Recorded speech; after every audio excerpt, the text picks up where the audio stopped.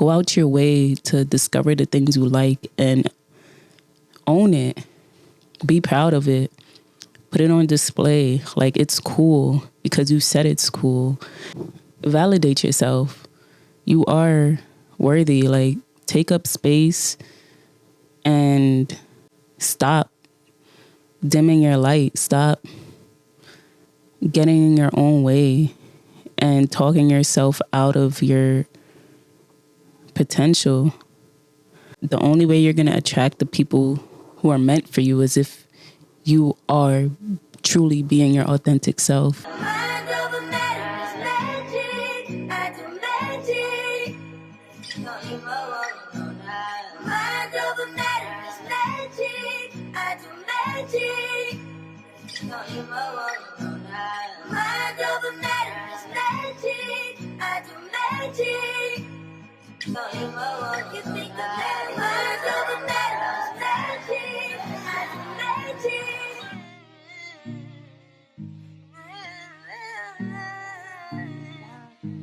Yeah.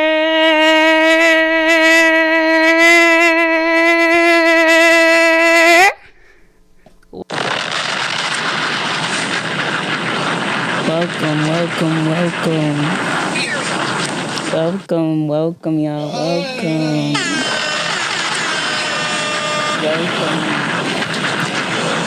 I'm your host, DEJA. I missed it. I missed it here. I missed it here a lot. I love it here, and I'm never leaving. Welcome to Mind Over Matter, baby.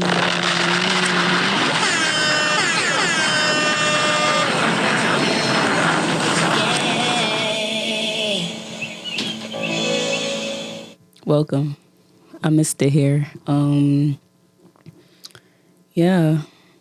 Y'all remember me? I know. I've been gone for like 3 months, but it's okay because I'm back. That's all that matters, is that I'm back. That's all that matters. So not too much on your girl, not too much. Yeah, so I'm back and I'm better. What's better than...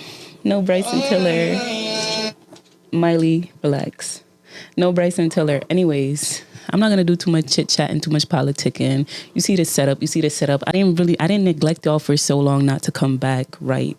You see the setup. Well, for my audio listeners, let me explain the setup to y'all. I got the beanbag, big, cozy beanbag. I got the neon lights. I got a new neon sign. You know. I got pillows that look like flowers. Yeah. I have a mug for aesthetic reasons only, on my real reporter talk show vibes. Nothing in the cup yet. Yeah. Anyways, it's a mug, sorry. But just to give y'all a little visualization of what's going on the YouTube side of things, for my audio listeners, I'm back. And that's all that matters. That's, like I said, I'm back. And I also came back with 3 big lessons. So I didn't totally neglect y'all. I came back bearing gifts. And that's what I'm going to talk about on today's episode of the podcast. So kick back, relax, and enjoy the episode. Cheers. I missed it here so bad. But lesson 1. Your attention is currency. What you pay attention to, you're going to see the returns of it in your reality. When you put your attention into something, there's always going to be a result that comes out of putting your attention into that thing. So why wouldn't you put your attention into things that is going to give you a good ROI, a return on investment? Because, like I said, attention is currency. So when you invest your intention into something, why wouldn't you want a greater return? And while being away, I realized that I ate, slept, and breathed Mind Over Matter podcast. Like, that was my life. Mind Over Matter is life, and my life was Mind Over Matter, and still is. But I had to divert my attention into other things to make sure when I'm speaking my reality into existence on this podcast, it's aligning with how I'm living off camera. Because nothing's more cornier to me than somebody that is saying all these things, but their actions don't add up. Oh my God, corny, lame, boo, tomato, I'm throwing tomatoes. That's the literal definition of a hypocrite. And yeah, I don't want to be that, and never was and never will be. So I had to make sure that if I'm coming on here saying don't give a damn what anybody thinks about you, when I turn off the camera and go on social media, I gotta keep that same energy. And I wasn't, I had to fight a lot of demons, so that's why I had to turn off the camera. If you want me to be very transparent, and I was getting dragged, I was getting wiped across the floor, because I'm not a fighter. I'm a lover for real. So I really I can't fight. So these demons was really really beating me. Oh my God, I really was losing. I was losing for a while, and I did not want y'all to see that. It got real ugly. Sharkeisha, no. My demons with Sharkeisha, and I was just it was just, and I don't know how to fight, So I'm saying, it got ugly. I had to turn off the camera and really put my attention back on healing. Healing is non-linear. So what I mean by that is that you could be good one day on your healing journey and wake up the next day and not feeling like going through that day. You know what I mean? Healing is non-linear. Sometimes there's up, sometimes there's down. Up, down, up, down, up, down, up, down, up, down, up, down. That's the journey of healing. And what I started to realize is that when you're healing and you're recording it, it's hard to pretend like you're not getting your wig snatched by these demons. Sometimes I be going through it, and it's hard to just turn on the camera and be like, yeah, I'm happy. So I had to step away from that and fight those demons off camera because it was ugly. It was ugly. I can't fight. Now imagine fighting demons.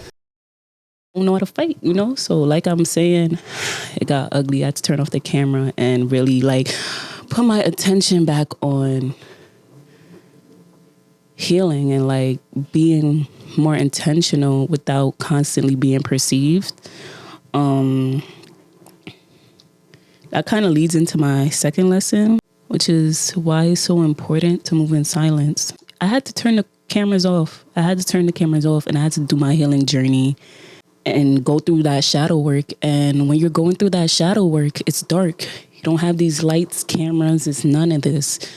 And why it's so important to do that in silence is because people cannot destroy or they cannot infect what they don't know. Because people could really be parasitical. And I learned that the hard way,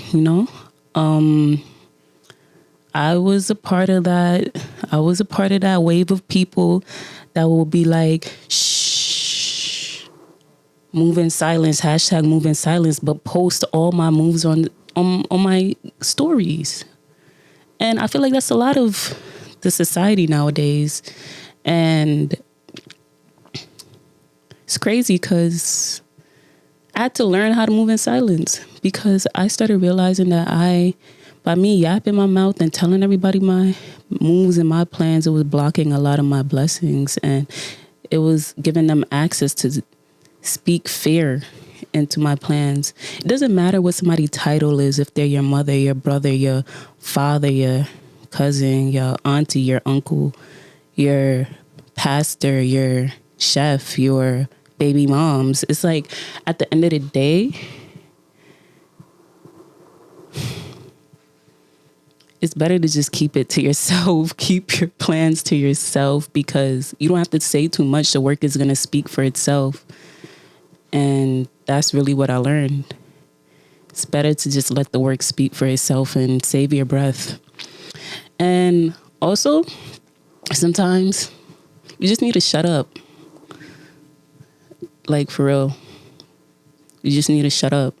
Sometimes there's nothing to be said, and I don't feel guilty for leaving for so long, because like I just had to like just be quiet and sit with my thoughts and go through what I went through. And it was beautiful, you know? Like, think about it. Think about nature even. Think about trees. Think about how trees are in the winter. They're cold. It's brittle. It's ugly. Nobody wants to take pictures and put it on their Instagram page. But during that season, the tree is growing in strength. Its roots are getting stronger. The branches are getting stronger by the winds and the gusts of the winter season. But nobody cares. Nobody want to see that. But it happens in that time, in its silence, when it's not being observed as much by people. Some of the most beautiful trees are unseen to mankind. But let me not get too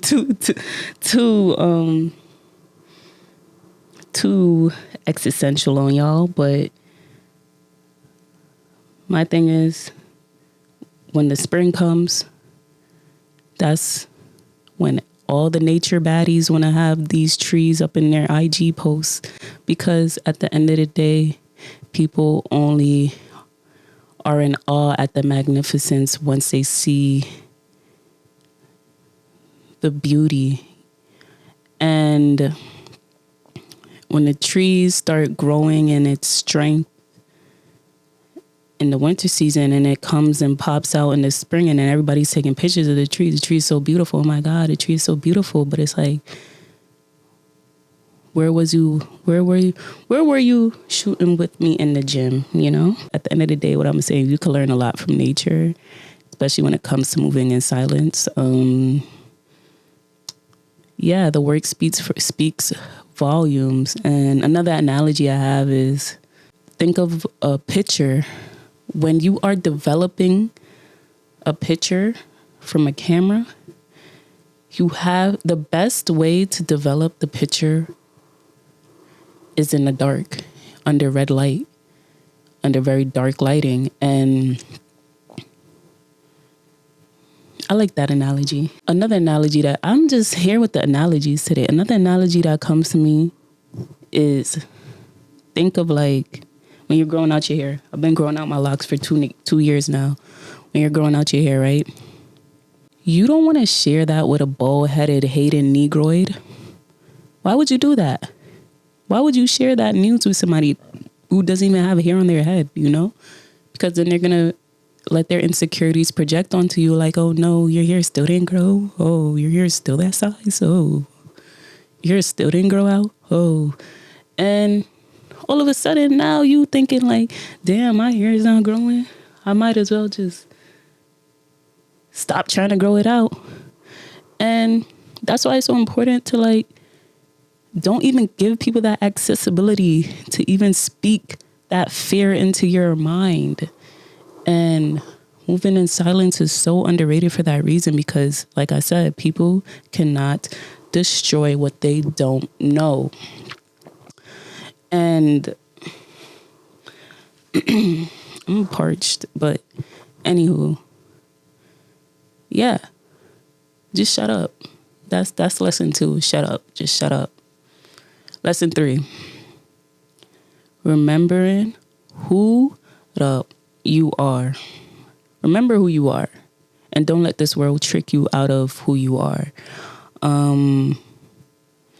It's crazy because I had found my 2nd grade report card, and it read, DEJA has a great disposition, but our only problem with her is that she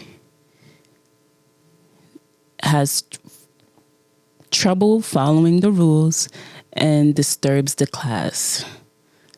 And I got my ass beat. my mother read that. And every single parent teacher conference, it was the same thing. She's a great kid. She's very smart, but she talks too much, or she's always disturbing in class. She's always talking to her neighbors. And that was on replay for up until like college, for real. Like, I had my mom come to the school on multiple occasions for being a disruption to the class. Me, like, that's crazy. Like, I'm not even like, I mean, I do be instigating stuff, but I'm a kid. Like, anywho, I grew out of it. I still am an upstanding citizen of society. So they were really chatting at the end of the day. And I said all of that to say, don't let society trick you out of who you are. Because the teacher felt like I was talking too much. And I should stop talking. Imagine if I did. I probably wouldn't have a podcast. I probably wouldn't have a very successful podcast right now. And own who you are. Accept it. Like, society caters to you not knowing who you are. So it's like an active practice.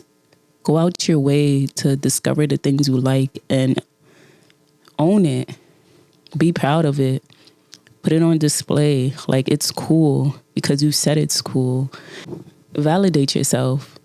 You are worthy. Like, take up space and stop dimming your light. Stop getting in your own way and talking yourself out of your potential.